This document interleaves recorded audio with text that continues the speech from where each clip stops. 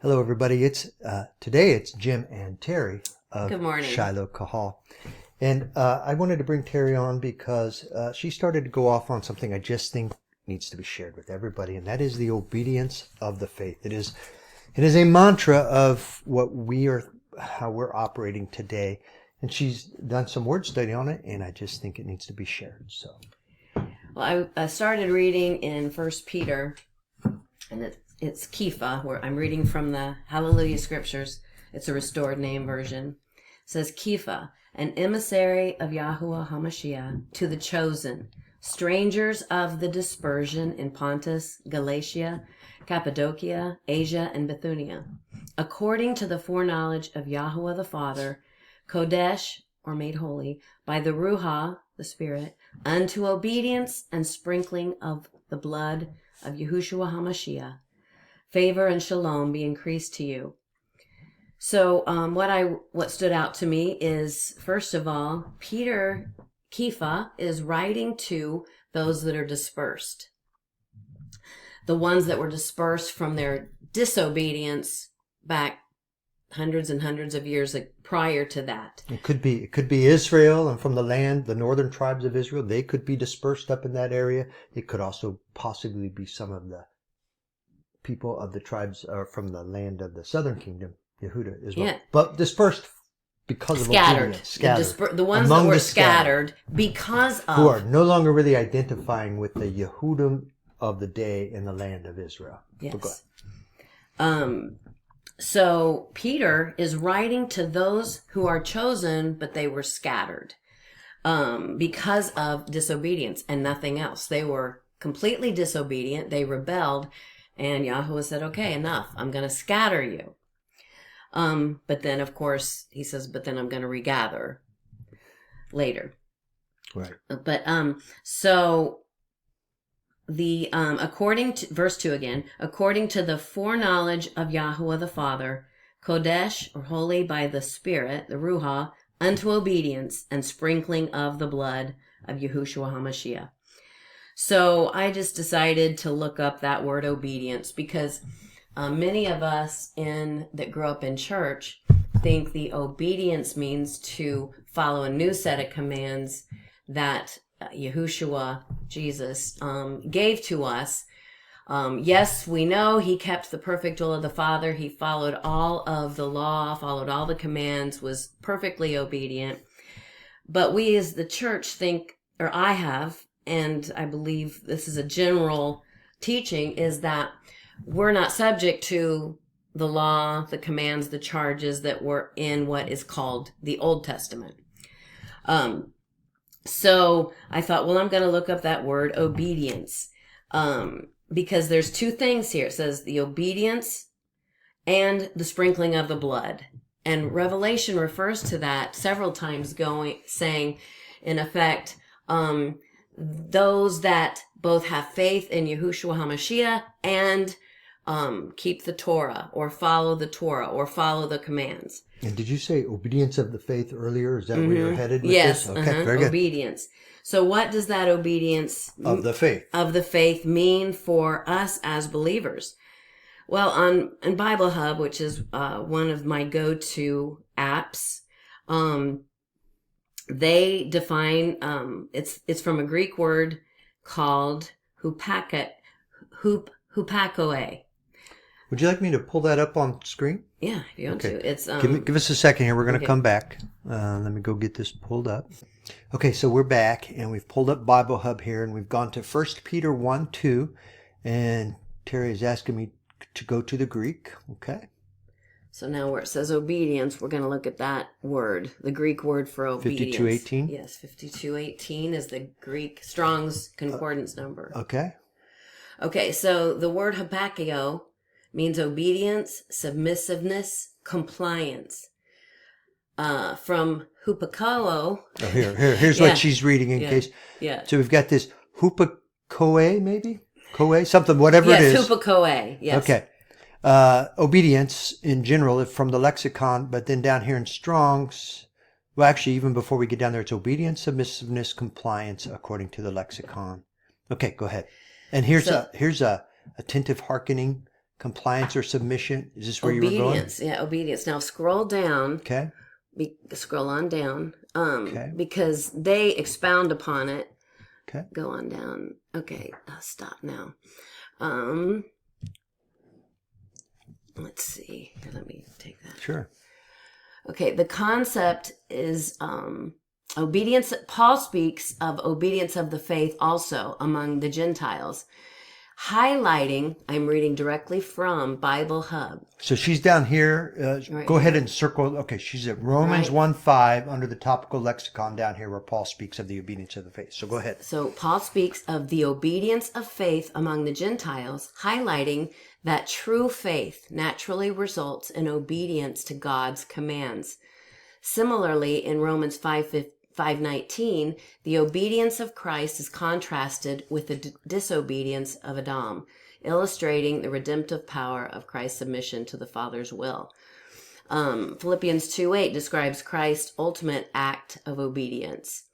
And there's like 15 occurrences in the new writings, that what's called the New Testament. And Hebrews really gives a beautiful, Hebrews, where's that? Let me go someplace. Let me get that real quick. Hebrews 5:8. Now let me do the parallel. Okay.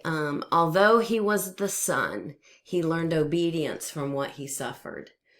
So Yahushua was obedient to the Father's will. He paid for the entire whole of man's disobedience.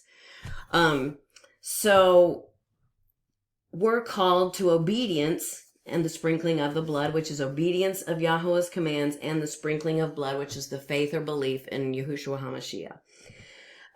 So my thought was, when I started bringing this up to Jim out in the kitchen, was, so Peter, or Kepha, is writing this letter to those who were scattered and dispersed because of disobedience to the Father's commands, to his charges, to his precepts, the whole of it. They were disobedient unto he was fed up completely, said, you're gone, scattered them, dispersed them.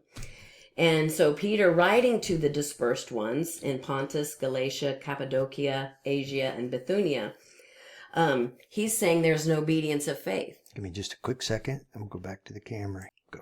So if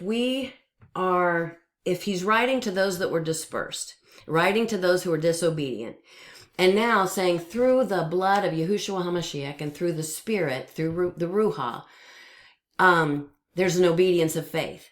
Well, obedience to what is the question? Well, if we're not to follow what they were previously disobedient and rebellious in, then why were they judged so harshly? If we are separate from what's called the Old Testament believers, why were they punished? It says Yahuwah is the same, he does not change.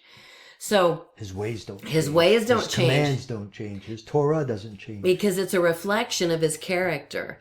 The laws, the commands, the precepts, the Torah is a reflection of his character and what he wants towards people, what he wants towards, he wants directed to himself. He wants people to treat him like he treats people. He wants loyalty. He wants submission. He wants a relationship where there's respect for one another. And so if we're not to keep the laws that Yahushua kept, and that the Old Testament patriarchs and Yahweh's people, of which we've been grafted into, we've become partakers with them, then it just doesn't make sense. It doesn't add up. Mm-hmm. And if the very treason, rebellion, and disobedience and obstinate to Yahweh's commands is what sent Yahushua to the cross, to the scourging post, he was given a crown of thorns jammed in his head. If he had to suffer for their crimes, then why was he punished if we're not required to follow those same things? If, how do I say this? So they were punished for disobedience. Yahushua was punished for their disobedience and for future sin. So why would we just get off scot-free and have no commands to keep other than love your neighbor as yourself? Well, Yahushua said the first and the greatest was to love the Father with all your heart, soul, mind, and strength. So a lot of we Christians, our believers, we kind of understand how to treat other people. We have a good, some of us have a good idea, some better than others. But we think that's the whole of it, is treating other people well. But he said that the first and the greatest was loving Yahuwah with all your heart, soul, mind, and strength. If you don't know what causes him to be grieved or cause pain, how can you know how to love him properly? And I have found that the first writings, what's called the Old Testament, shows more clearly what he wanted. The honor, the love towards him, that was reflected in the commands and the laws. Now, the commands and the laws got all messed up because of the scribes and the Pharisees and the Talmud and all of that. But if you just look back at the basics, keeping the Sabbath, that was not given lightly. He said it's a sign forever. And he said it in more than one place. It's a sign between my people and me. And he said he actually chose a people out of all the peoples on the earth. Some people, a group of people he could share the Sabbath with. And it got thwarted in a couple thousand years ago, that the Sabbath it just doesn't mean anything now because Yahushua is Lord of the Sabbath. Well, saying he's the master of the Sabbath doesn't abrogate what the Sabbath is. The Sabbath was a specific day, and he's correlating the Sabbath with creation many times. He said, because of all that I created, here's the Sabbath. And so it's been, his ways and his laws have been disregarded because we have this error in our thinking. Well, and I will also say we have complications today that complicate how we view the Torah of Moshe, which is probably inappropriately called the law of Moses, because some of the laws were given for them while they're an operating nation in an agricultural nation with an operating temple. So much of what we see there and what confuses us is Torah, law given to an operating nation, which is not currently happening. The nation is scattered. It's scattered throughout the whole world. Now it's going to be coming back, and there's going to be a priesthood again and things again. But it gets a little complicated when we ponder, what Torah are we to keep? Well, we don't want to excuse ourselves from keeping all applicable Torah to ourselves, whatever is found in the law of Moses that applies to us. But you can't keep laws associated to a man. I can't keep laws associated to a woman. We can't keep laws associated to priests. Priesthood. We can't keep laws associated. I'm not a farmer. I can't keep law. So we have to figure our way through it. But behind all of it, and I think this is part of what you're saying, is just that spirit of obedience, that submission that you're talking about, that you can't just, because of what the churchdom has given us, which is this idea that we're just not even beholden to the law. We do not, it's gone. So we're not beholden to the law. We don't even really have to pay attention to it. So really, we're not free to not take into account the commands given us through the Torah. So we need to discern in our world today, in our culture today, in our belief system today, in submission, whatever we got to do to follow a command, whatever it is that represents that submission to a command, we got to figure that out.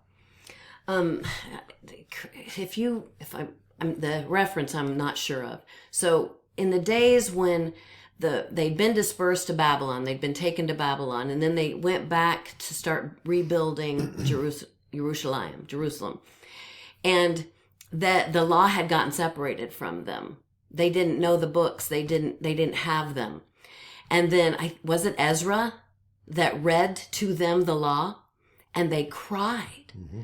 They tore their robes. They cried because they realized they didn't know the law, and so they couldn't keep the law, and they were grieved because it had all gone. It had been let go.